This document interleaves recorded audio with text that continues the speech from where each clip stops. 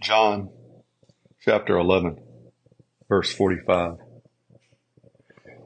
And many of the Jews who had come to Mary and seen the things Jesus did believed in him.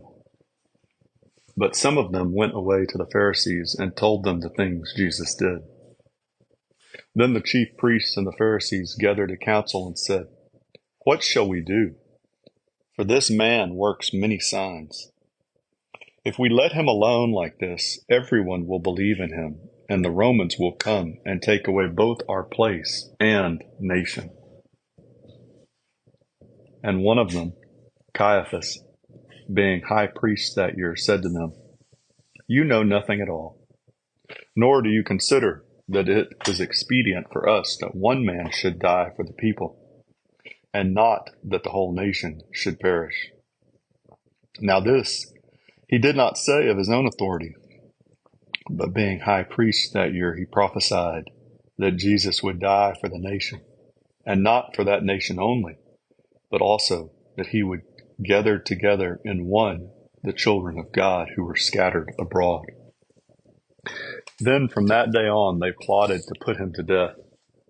Therefore Jesus no longer walked openly among the Jews, but went from there into the country near the wilderness, to a city called Ephraim, and there he remained with his disciples. And the Passover of the Jews was near, and many went from the country up to Jerusalem before the Passover to purify themselves. Then they sought Jesus and spoke among themselves as they stood in the temple, "What do you think? That he will not come to the feast?"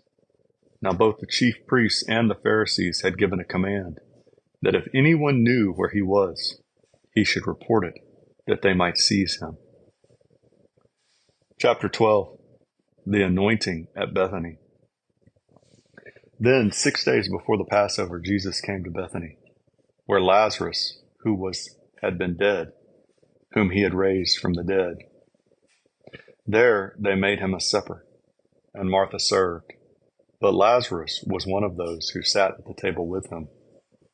Then Mary took a pound of very costly oil of spikenard, anointed the feet of Jesus, and wiped his feet with her hair, and the house was filled with the fragrance of the oil. But one of the disciples, Judas Iscariot, Simon's son, who would betray him, said, "Why was this fragrant oil not sold for 300 denarii and given to the poor?" This he said not that he cared for the poor, but because he was a thief and had the money box, and he used to take what was put in it. But Jesus said, "Let her alone. She has kept this for the day of my burial. For the poor you have with you always, but me you do not have always."